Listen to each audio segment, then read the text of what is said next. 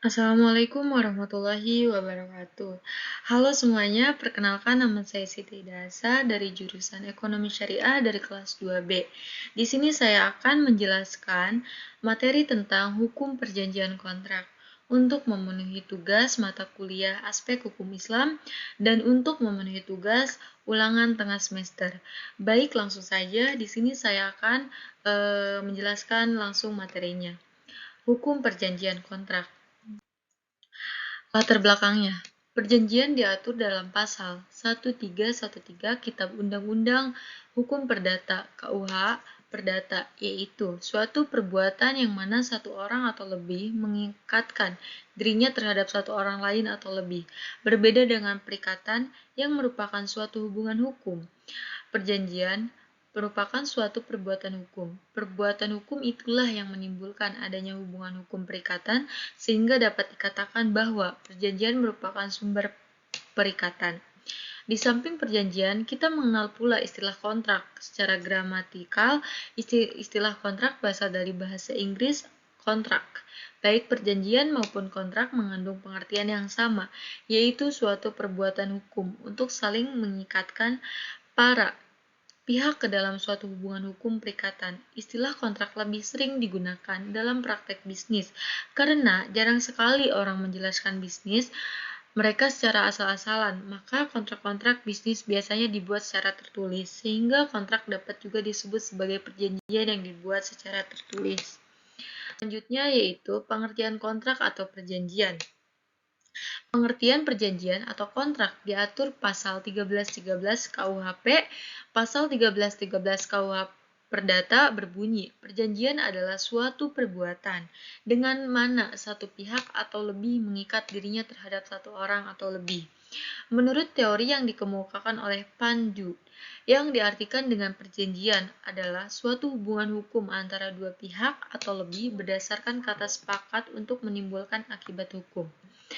Menurut Salim HS SHMS, perjanjian atau kontrak merupakan hubungan hukum antara subjek hukum yang satu dengan subjek hukum yang lain dalam bidang harta kekayaan di mana subjek hukum berhak atas prestasi atau begitu juga subjek hukum yang lain berkewajiban untuk melaksanakan prestasi sesuai dengan yang telah disepakatinya. Menurut Subekti, suatu perjanjian adalah suatu peristiwa di mana seorang berjanji kepada seorang lain atau di mana dua orang itu saling berjanji untuk melaksanakan suatu hal dari peristiwa ini. Timbullah suatu hubungan antara dua orang tersebut yang perikatan. Dalam bentuknya, perjanjian itu berupa suatu rangkaian, mengandung janji-janji atau kesanggupan yang diucapkan atau ditulis. Selanjutnya yaitu, dengan demikian hubungan antara perjanjian dengan perikatan adalah bahwa perjanjian itu menerbitkan perikatan. Perjanjian adalah sumber perikatan, di sampingnya sumber-sumber lain. Sumber-sumber lain ini mencakup dengan nama undang-undang. Jadi, perikatan yang lahir dari perjanjian dan ada perikatan yang lahir dari undang-undang. Dengan sekian banyak pengertian perjanjian yang telah dipaparkan di atas, ada 3 unsur yang dapat ditarik kesimpulan, yaitu ada orang yang menuntut atau dalam istilah bisnis biasa disebut kreditor. Yang kedua, ada orang yang dituntut atau yang di dalam istilah bisnis biasa disebut debitur. 3, ada suatu yang dituntut yaitu prestasi. Selanjutnya, bentuk dan jenis kontrak dalam transaksi atau kegiatan bisnis. Jadi jenis-jenis kontrak bisnis dapat dilihat dari hubungan dan kondisi bisnis yang terjadi apabila suatu perusahaan terlepas dari bidang usaha yang dijalani. Adapun macam-macam hubungan dan kondisi bisnis tersebut yaitu sebagai berikut. Yaitu bentuk dan jenis kontrak dalam transaksi atau kegiatan bisnis. Ini lanjutannya. Yang pertama itu ada hubungan antara perusahaan dengan kontraktor dan mitra bisnis. Hubungan dengan kontraktor merupakan hubungan pemborong suatu proyek, bisa dalam rangka mengadakan suatu bangunan pabrik atau kantor di mana perusahaan menjadi pemilik yang memberikan order kerja dan kontraktor menjadi pemborong yang menerima order kerja. Skala dan kompleksitas proyek dapat sangat beragam, dari proyek kecil hingga proyek besar, dari yang sederhana hingga yang canggih. Konsep perikatan perjanjiannya pun beragam mengikuti hal-hal tersebut. Hubungan bisnis antara perusahaan dan pemasok. Sederhananya, perjanjian dengan para pemasok barang atau jasa bagi kepentingan produksi atau operasi bisnis sehari-hari, biasanya disebut supply agreement. C. Hubungan bisnis antara perusahaan dengan distributor, retailer, atau agen penjualan. Dalam hal perusahaan tidak melakukan penjualan langsung melalui divisi pemasaran dan penjualannya, maka ia akan menunjukkan pihak lain yang distributor atau retailer atau agen penjualan. Biasanya distributor, sales, representative agreement. Selanjutnya, pengertian kontrak atau perjanjian.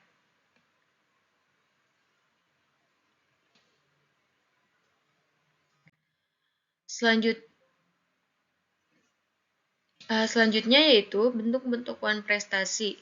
Wan prestasi adalah pelaksanaan perjanjian yang tidak tepat waktunya atau dilakukan tidak menuruti selayaknya atau tidak dilaksanakan sama sekali. 3-5 secara wan prestasi adalah suatu keadaan di mana seorang debitur beruntung tidak memenuhi atau melaksanakan prestasi sebagaimana telah ditetapkan dalam suatu perjanjian dalam perikatan, baik perikatan yang timbul karena perjanjian maupun undang-undang. Wan prestasi dapat terjadi baik karena disengaja maupun tidak disengaja. Pihak yang tidak disengaja, wan prestasi ini dapat terjadi karena memang tidak mampu untuk memenuhi prestasi tersebut atau juga terpaksa untuk tidak melakukan prestasi tersebut. 36 dalam pelaksanaan perjanjian apabila terjadi suatu keadaan di mana debitur atau pihak yang berkewajiban tidak melaksanakan prestasi atau kewajibannya yang bukan dikarenakan keadaan memaksa, maka debitur akan diminta ganti rugi. Selanjutnya, yang kedua itu melakukan janji namun terlambat. Dalam memenuhi kesepakatan, beberapa pihak melakukan janji namun terlambat. Salah pihak yang berjanji baru melakukan perjanjian di luar batas waktu telah disepakati. Meskipun kewajiban terpenuhi, tetapi hal ini merugikan salah satu pihak atas keterlambatan pemenuhan perjanjian. Yang ketiga itu ada melakukan janji namun tidak sesuai kesepakatan. Apabila salah satu pelaksanaan kewajiban dengan tepat waktu, namun pelaksanaannya tidak sesuai dengan kesepakatan awal, sehingga terjadi wan prestasi, hal tersebut dapat merugikan salah satu pihak karena pemenuhan kewajiban tidak sesuai dengan porsinya. Yang keempat itu melakukan sesuatu yang dilarang dalam perjanjian. Hal ini termasuk adanya pelanggaran perjanjian ketika salah satu pihak berani melakukan hal yang merugikan, sesuatu tindakan dilarang dalam perjanjiannya. Misalnya, pelanggaran perjanjian sewa rumah, penyewa rumah dengan berani menjadikan rumah tersebut sebagai oleh pemilik rumah dan terutang dalam kesepakatan di awal.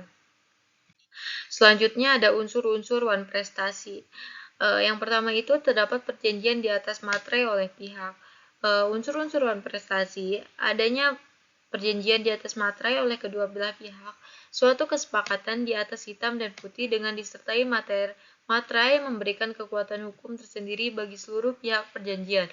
Apabila salah satu pihak melakukan tindakan atau pelanggaran di luar perjanjian di atas materai, maka termasuk kategori wan prestasi. Yang kedua itu ada pihak melakukan pelanggaran kesepakatan. Adanya wan prestasi karena terjadi pelanggaran kesepakatan antara kedua belah pihak. Kondisi ini merupakan unsur-unsur wan prestasi karena ada pihak yang dirugikan atas perbuatan pelanggaran tersebut. Yang ketiga itu sudah dinyatakan bersalah namun tetap melanggar. Perjanjian salah satu pihak perjanjian sudah dinyatakan bersalah karena melakukan pelanggaran, meskipun demikian pihak tersebut masih melanggar kesepakatan dan tidak jera atas kesalahan yang dituduhkannya. Selanjutnya itu ada akibat hukum wan prestasi. Yang pertama itu ada perikatan tetap ada. Yang kedua, debitur harus membayar ganti rugi kepada kreditur. Ini ada di pasal 1243 KUHP Perdata. Yang ketiga itu beban resiko beralih untuk kerugian debitur. Jika halangan itu timbul setelah debitur wan prestasi, kecuali bila ada kesenjangan atau kesalahan besar dari pihak kreditur, oleh karena itu, debitur tidak dibenarkan untuk berpegang pada keadaan memaksa. Yang keempat itu, jika perikatan lahir dari perjanjian timbal balik, kreditur dapat membebaskan diri dari kewajibannya memberikan kontra prestasi dengan menggunakan pasal 1266 KUHP Perdata. Selanjutnya itu ada asas-asas kontrak. Yang pertama, asas-asas kebebasan berkontrak. Kebebasan berkontrak pada dasarnya merupakan perwujudan dari kehendak bebas Pecaran hak asasi manusia yang berkembangnya dilandasi semangat liberalisme yang mengganggukan kebebasan individu. Menurut paham individualisme, setiap orang bebas untuk memperoleh yang dikehendaki. Sementara itu dalam hukum perjanjian falsafah ini diwujudkan dalam asas-asas kebebasan berkontrak. Menurut asas kebebasan berkontrak, seorang pada umumnya mempunyai pilihan bebas untuk mengadakan perjanjian. Asas konsensualisme, kontrak atau perjanjian harus didasarkan pada konsensus atau kesepakatan dari pihak-pihak yang membuat perjanjian.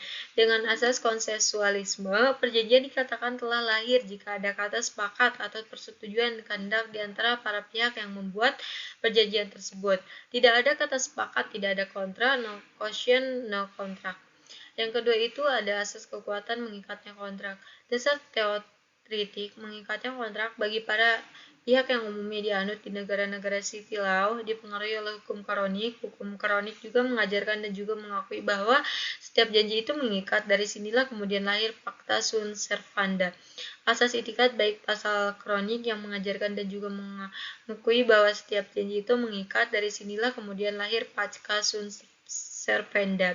Asas itikat baik pasal 1338 3 KUHP Perdata menyatakan bahwa perjanjian-perjanjian harus dilakukan dengan itikat baik. Artinya, dalam melaksanakan perbuatan ini, kejujuran harus berjalan dalam hati sanubari seorang manusia.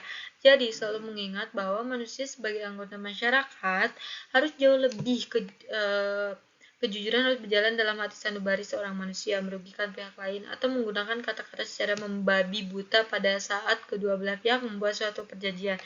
Kedua belah pihak harus selalu memperhatikan hal-hal ini dan tidak boleh menggunakan kelalaian pihak lain untuk menguntungkan diri pribadi.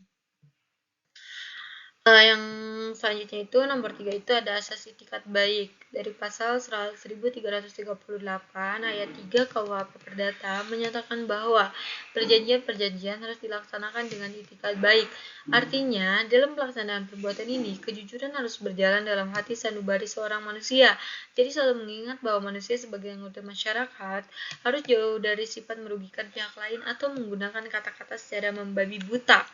Kedua belah pihak membuat suatu perjanjian, kedua belah pihak harus selalu memperhatikan hal-hal ini dan tidak boleh menggunakan kelalaian pihak lain untuk menguntungkan diri pribadi.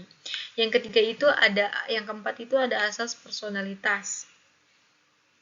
Adanya asas personalitas dapat disimpulkan dari ketentuan pasal 1340 ayat 1 KUHP Perdata. Pasal ini menyebutkan Overend constant sis allen van Constitution the handelen partisan. Perjanjiannya berlaku bagi mereka yang membuatnya. Dengan demikian, asas personalitas bermakna bahwa kontrak atau perjanjian hanya berlaku bagi pihak-pihak yang membuatnya. Selanjutnya itu ada penyusunan perjanjian kontrak. Yang pertama itu ada teknik perencanaan kontrak. Untuk membuat suatu kontrak, kita harus mengetahui teknik dalam perencanaan kontrak tersebut. Teknik-teknik yang harus dilakukan yang pertama itu ada penelitian. Jadi perencanaan kontrak melakukan penelitian berkaitan dengan keinginan para pihak setidak-tidaknya pada awalnya pihak yang meminta bantuan untuk dibuatkan kontrak kemudian mengetahui keinginan pihak lainnya, ketentuan perundang-undangan, etika, moral, adat, kebiasaan yang berlaku di tempat dilaksanakan kontrak tersebut. Yang kedua itu ada outlining, pembuatan merancang urutan kerangka naskah kontrak dan pemahaman tentang anatomi kontrak baik yang pokok, transaction clause maupun yang merupakan penunjang technical clause, capping clause, kemudian menyusunnya dalam tata urutan. Naskah kontrak sesuai dengan kepentingan yang mencakup seluruh keinginan para pihak dimulai dari hal yang pokok diikuti dengan pengaturan penunjangnya. Yang ketiga itu ada anatomi atau kontrak. Pola dasar suatu kontrak perjanjian biasanya disusun sebagai berikut. Yang pertama itu ada judul nama kontrak atau heading. Yang kedua itu ada pembukaan atau opening. Yang ketiga itu ada koperasi para pihak atau parties. Di koperasi itu ada mencakup hal-hal lain. Yang pertama itu harus menjelaskan tentang identitas para pihak. Yang kedua dalam kedudukan apa yang bersangkutan bertindak. Yang ketiga itu berdasarkan kedudukan tersebut. Yang keempat, cakap untuk melakukan perbuatan hukum yang dimaksud dalam akta perjanjian mempunyai hak untuk melakukan tindakan yang dinyatakan dalam kontrak. Yang keempat ada dasar pertimbangan premis recitals. Yang kelima isi perjanjian, yang keenam penutup, dan yang ketujuh tanda tangan signature. Selanjutnya yaitu berakhirnya kontrak menurut hukum Islam. Menurut Prof. Samsul Anwar, terminasi akan terbagi menjadi 4 bagian, diantaranya adalah sebagai berikut. Yang pertama, pembatalan akad karena ada kesepakatan di antara kedua belah pihak atau al-ikalah. Pembatalan akad berdasarkan kesepakatan para pihak dalam hukum kontrak syariah, dikenal dengan sebutan al-ikalah. Landasan syariah terkait dengan pembatalan adalah sabda Rasulullah yang menyatakan, artinya, barang siapa yang menyetujui permintaan transaksi atau ikalah dari seorang yang menyesal, Allah akan membebaskan dari kesalahannya di hari kiamat. HR Ibnu Hibban. Abi Yahya 965H. Namun demikian, terdapat pula ketentuan-ketentuan hukum tentang ikalah, yakni dikarenakan akad terjadi dengan ijab dan qabul para pihak, maka yang berhak melakukan ikalah adalah para pihak yang bersangkutan. Selanjutnya ada berakhirnya kontrak menurut hukum perdata. Dalam hukum perdata, Agus Yudho Harkono menjelaskan bahwa kesamaan hukum kontrak yang dimaksud dengan pembatalan kontrak pada dasarnya adalah suatu keadaan yang membawa akibat suatu hubungan kontraktual. Itu dianggap tidak pernah ada dengan pembatalan kontrak. Maka eksistensi kontrak dengan sendirinya menjadi hapus. Akibat hukum kebatalan yang menghapus eksistensi kontrak selalu dianggap berlaku surat sejak dibuatnya kontrak. Pemahaman mengenai kontrak seharusnya dihubungkan dengan tidak dipenuhinya syarat sahnya kontrak, yaitu yang pertama itu tidak terpenuhinya unsur subjektif. Apabila kontrak tersebut lahir karena adanya cacat kehendak atau willsgebrek atau karena ketidakcakapan on back Wemhead pasal 1320 BW syarat 1 dan 2 sehingga berakibat kontrak tersebut dapat dibatalkan. Yang ketiga itu tidak terpenuhinya unsur objektif. Apabila terdapat kontrak yang tidak memenuhi syarat objek tertentu atau tidak mempunyai cause atau cause-nya tidak diperbolehkan. Pasal 1320 BW angka 3 dan 4Y, 1335, 1337, 1339 BW. Sehingga berakhir kontrak tersebut batal demi hukum Nej. Dengan demikian, makna pembatalan lebih mengarah pada proses pembentukan kontrak penutup kontrak.